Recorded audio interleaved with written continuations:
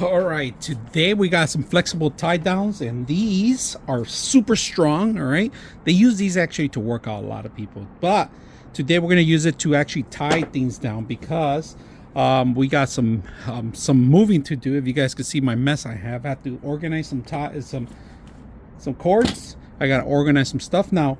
On these, they're flexible, so that means you can stretch them on so much you can, but if you need an extra boost, you could always attach another one, all right, to another one. All right, you could have two of them, and they do give you the hooks. All right, they give you every single hook, and when they're new, you got to make sure that the little end goes first, which goes in, and the holes are not completed because they're still freshly made, so all you got to do is just make sure you hook them up to the direction that you need them. Put the other one in here. You can see the smaller size go through, and then we could hook them up, combine them together if you want to stretch it even better.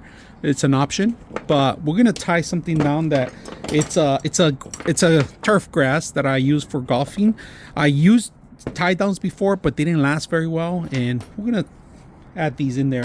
And like I said, they're super strong, stretchable up to 32 inches. All right, so we are gonna use one. If you guys can see, this is like really flexible, but it's super strong. It's like you gotta tie it down, and I need something strong to hold this whole thing down. So this is gonna be a tough one. So let's see if this could handle it.